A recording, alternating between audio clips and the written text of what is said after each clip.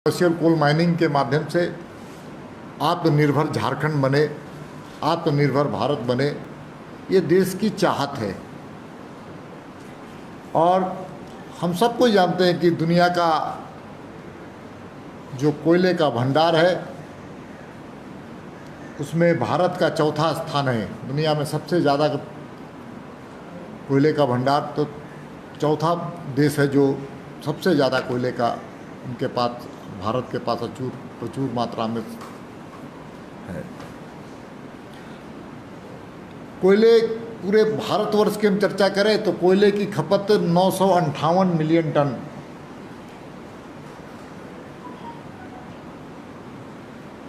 है, जो पिछले वर्ष 1900 का जो पिछले वर्ष का सत्र था उसमें 958 मिलियन टन था। भारत में उत्पादित कोयले का वो जो था वो 707 मिलियन टन 707 मिलियन टन था। हम डेफिसिट में 251 टन थे, 251 टन हम कम। और इस 251 टन जो दुनिया के कई देशों से हम कोयले को मंगाते हैं, आयातित करते हैं। और जब आयातित करते हैं तो विदेशी मुद्रा का हमको खर्च होता है 1.5 लाख करोड़ विदेशी मुद्रा का खर्च उसमें होता है। फिर उसके कोयले के आने से जहाँ पर प्लांट है वहाँ पर एक लंबा श्रृंखला है, उसमें पॉल्यूशंस के भी ज़्यादा संभावनाएं रहती हैं। तो इसलिए भारत की सरकार ने निर्णय लिया कि इस देश की विदेशी मुद्रा को बचाने के लिए और यहाँ पर उससे और कई फायदे होंगे, वो है रोजगार। झारखंड के संदर्भ की चर्चा हम करें तो यहाँ पर 6 जिले में हजारीबाग में 1, बोकारो में 1, लातेहार में 4, खाली बस बता दें हल्के से, पलामू में 1, पाकुड़ और दुमका मिलाकर के 2, तो कुल मिलाकर 6-7 जिले में 9 माइनिंग यहाँ पर होना है। और ये माइनिंग का जो क्षेत्र है वो कोल इंडिया, इससे कोई प्रभावित नहीं होगा। हम उसको और बाद में डिफाइन करेंगे।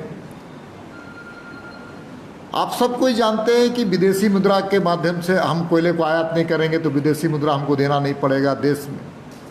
सबसे बड़ी बात झारखंड के संदर्भ में अगर कर रहे हैं तो इस यहाँ पर ज़बरदस्त इलीगल माइनिंग हो रहा है, ये सब कोई जानते हैं। और इलीगल माइनिंग को अखबारों के माध्यम से आज भी अखबार में आया है कि सरकारी और राजनीतिक संरक्षण प्राप्त रहता है। तो माइनिंग जब लीगलाइज्ड होगा तो इलीगल माइनिंग पर रोक लगेगा, क्लियर कट है। और झारखंड में हम बात करेंगे तो इससे रोजगार कितने मिलेंगे, 49,662 जो डाटा है, लगभग 50,000 इससे रोजगार के सृजन होंगे।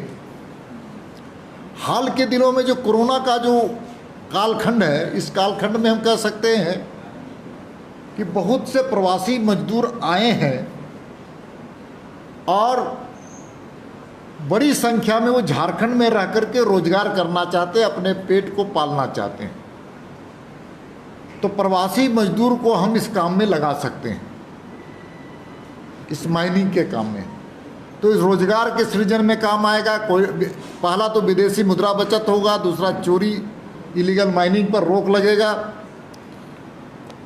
तीसरा है कोयले के चोरी पर रोक लगेगा।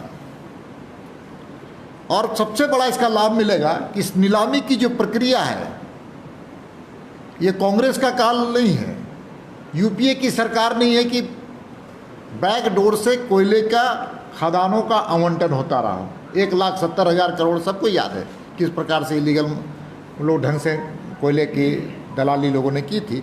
ये एकदम ट्रांसपेरेंसी के साथ इसका नीलामी होगा। नीलामी की जो प्रक्रिया होगी, नीलामी में जो राजस्व होगा वो उसका लाभ सिर्फ और सिर्फ राज्य सरकार को मिलेगा। तो राज्य जो आज रो रहा है कि खजाना खाली है, खजाना खाली होने का जो बहाना कह रहा है, क्रोकोडाइल टीयर्स जिसको कहते हैं घड़ियाली आंसू बहाने का जो काम कर रहा है, वो नहीं हो पाएगा। राज्य के राजस्व की वृद्धि होगी। देखिए, और इसका एक लाभ है, डिस्ट्रिक्ट माइनिंग फंड जिसको कहते हैं डीएमएफ, और डीएमएफ जो है वो पैसा भारत सरकार, मोदी जी की सरकार का देन है कि जिस जिले से मिनरल्स निकलता है उसका रॉयल्टी का कुछ अंश उस जिले में वहाँ की आधारभूत संरचनाओं के लिए दिया जाता है।